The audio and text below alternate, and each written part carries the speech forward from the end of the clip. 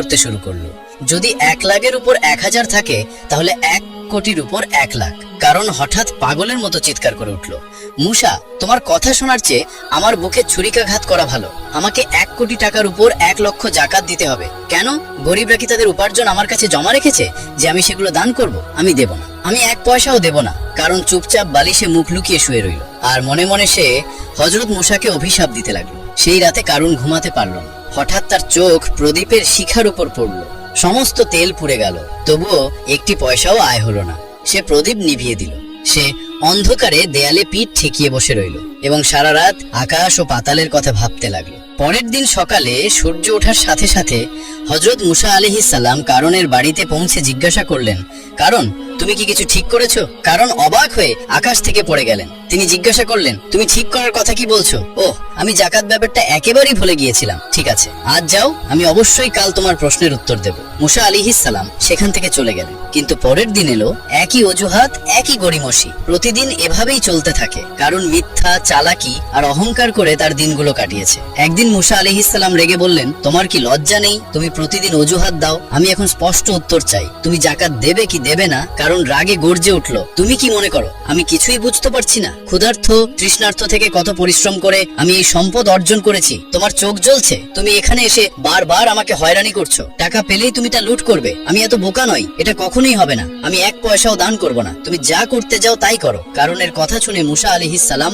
অবাক হয়ে গেলেন, কিন্তু হতাশ হলেন না। সে আরো অনেক দিন ধরে কারণকে বোঝানোর চেষ্টা করলো। তাকে আল্লাহর শাস্তির হুমকি দিল, জাহান্নামের কষ্ট এবং বেহেশতের নিয়ামত সম্পর্কে বলল। কিন্তু কারণ একই জায়গায় রইল। তার হৃদয় গলে গেল না, পরিবর্তনও হলো না। এখন মুসা আলাইহিস সালাম অসহায় হয়ে পড়লেন। তিনি হাত তুলে প্রার্থনা করলেন, হে আমার রব, আমি কারণকে সৎকর্মের দিকে আনার জন্য, তাকে দান করার জন্য অনুরোধ করার জন্য যথাসাধ্য চেষ্টা করেছিলাম, কিন্তু সে রাজি হয়নি। এখন তুমি বলো আমার কি করা উচিত? তারপর জিবরিল আলাইহিস সালাম আল্লাহর পক্ষ থেকে একটি বার্তা নিয়ে এলেন। তিনি বললেন, মুসা, বনি ইসরায়েলকে মিশর ছেড়ে চলে যেতে বলো। মুসা আলাইহিস সালাম আল্লাহর এই আদেশ মেনে নিলেন। তারপর জিবরিল বললেন, এখন থেকে পৃথিবী তোমার অধীনে থাকবে, তুমি এর মাধ্যমে যা ইচ্ছা করতে পারো। কয়েকদিন পর মুসা আলাইহিস সালাম আবার কারণের কাছে এসে বললেন, কারণ সৎকর্মের জন্য দান করো, আল্লাহর পথে জাকাত দাও, অন্যথায় তুমি মহা পাপ করবে। কারণ ঠাট্টা করে উত্তর দিল, ভাই মুসা, আমি অনেক দিন ধরে তোমার কথা শুনছি, যদি নতুন কিছু থাকে তাহলে আমাকে বলো। এই বলে সে চলে যাওয়ার জন্য মুখ ফিরিয়ে নিল।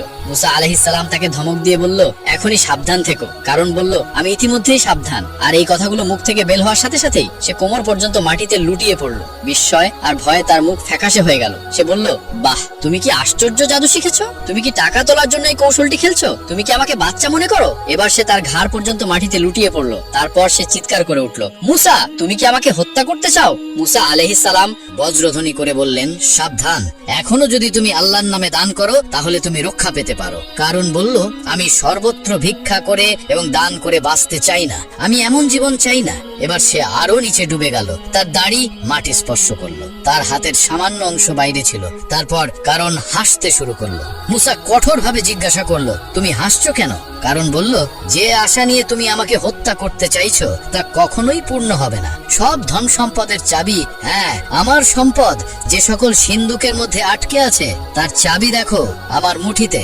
এই পৃথিবীতে এমন কোনো অস্ত্র নেই যা এই সিন্ধুকগুলো ভেঙে ফেলতে পারে, তাই আমাকে হত্যা করে কোনো লাভ নেই। হযরত মুসা আলাইহিস সালাম শান্তভাবে বলল, হে বোকা, গরিবদের কিছু দান করো, আল্লাহর পথে দান করো, হয়তো তোমার জীবন রক্ষা পাবে। কিন্তু কারণ কোনো উত্তর দিল না। সে শুধু সেই সিন্ধুকের দিকে তাকিয়ে রইল। মুসা আবার বলল, কারণ তোমার কি বেঁচে থাকার সামান্যতম ইচ্ছাও নেই? কারণ হযরত মুসা আলাইহিস সালামের দিকে না তাকিয়ে চিৎকার করে উঠল, না, একেবারেই না। হযরত মুসা আলাইহিস সালাম জিজ্ঞাসা করলো, কিন্তু কেন? যদি তুমি বাঁচতে না চাও তাহলে কারণ কি? কারণ বলল, তুমি কি জানতে চাও কেন? কারণ আমি যদি বেঁচে থাকি তাহলে তোমরা আমাকে ধনী বলে পাগল করে দেবে। তারপর দানের নামে, যাকাতের নামে তোমরা আমার সমস্ত ধন সম্পদ লুট করে আমাকে রাস্তায় ফেলে দেবে।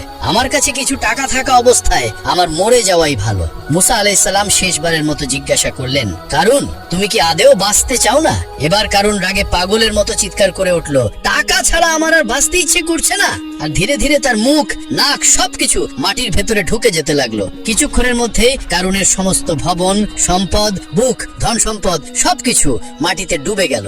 একদিন হযরত মুসা আলাইহিস সালাম আল্লাহর সাথে সাক্ষাতের লক্ষ্যে তুর পাহাড়ের দিকে হাঁটতে শুরু করলেন। তুর পাহাড়ে পৌঁছানোর পর স্বয়ং আল্লাহ মুসা আলাইহিস সালামের সাথে এক রহস্যময় কণ্ঠে কথা বলতে শুরু করলেন। মুসা আলাইহিস সালাম বললেন, হে আল্লাহ, আমি জানতে চাই কে আমার সাথে বেহেশতে থাকবে। তারপর আল্লাহ বললেন, হে মুসা, বনি ইসরাইলে একজন কসাই আছে যে তোমার সাথে বেহেশতে যাবে এবং তোমার সাথে থাকবে। তারপর মুসা আলাইহিস সালামকে মহান আল্লাহ রাব্বুল আলামিন বললেন, হে মুসা, আজ বাড়ি যাও, কয়েকদিন পর আমি তোমাকে সেই কসাইয়ের ঠিকানা বলবো। তারপর মুসা আলাইহিস সালাম আল্লাহর এই আদেশ শুনে বাড়ি ফিরে যাওয়ার সিদ্ধান্ত নিলেন। এভাবে আরো কয়েকদিন কেটে গেল। একদিন হযরত মুসা আলাইহিস সালাম যাত্রা শুরু করলেন। যখন তিনি পথে যাচ্ছিলেন তখন একজন মহিলা তার সামনে কাঁদতে কাঁদতে দাঁড়িয়েছিলেন।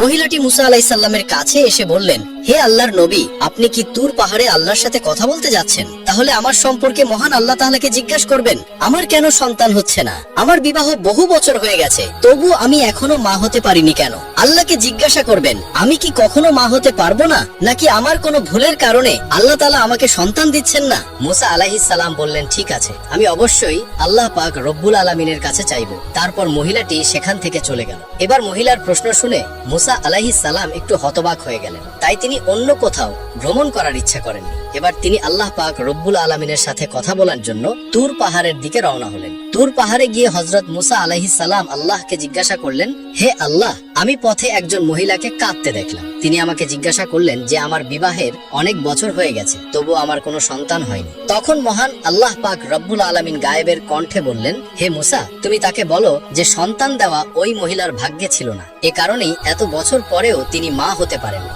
পুত্র বা কন্যা কেবল আল্লাহই দান করেন, আর আল্লাহ যা দেন আমরা তাই পাই। এই কথা শুনে মুসা আলাইহিস সালাম বাড়ি ফিরতে শুরু করলেন। বাড়ি যাওয়ার সময় তার মনে সেই মহিলার কথা এলো এবং তিনি সরাসরি বাড়ি না গিয়ে সেই মহিলার বাড়িতে যাওয়ার সিদ্ধান্ত নিলেন। মহিলাটি হযরত মুসা আলাইহিস সালামকে আসতে দেখে হতবাক হয়ে গেলেন। তারপর বললেন, হে আল্লাহর নবী, আমার প্রশ্ন জিজ্ঞাসা করে কি আপনি এসেছেন? মহিলার কথা শুনে মুসা আলাইহিস সালাম বললেন, মহান আল্লাহ বলেছেন যে তোমার সন্তান হওয়ার ভাগ্যে নেই, তাই তুমি কখনো মা হতে পারবে না। এই কথা শুনে মহিলার চোখ অশ্রুতে ভরে গেল এবং তিনি জোরে জোরে কাঁদতে লাগলেন। তারপর হযরত মুসা আলাইহিস সালাম সেখান থেকে চলে গেলেন। কিছুক্ষণ পর একজন বৃদ্ধ ফকির, যিনি আল্লাহর ইবাদত করেন, সেই মহিলার বাড়িতে এসে বললেন, বাড়িতে কি কেউ আছেন? আমি একজন বৃদ্ধ ফকির, আমি অনেক দিন ধরে কিছু খাইনি, আমি খুব ক্ষুধার্ত, দয়া করে আমাকে আল্লাহর নামে কিছু দান করুন, নিশ্চয়ই আল্লাহ তোমার উদ্দেশ্য পূরণ করবেন। মহিলা ফকিরের কথা শুনে তাকে ঘরে আসতে দিলেন। তারপর তাকে 4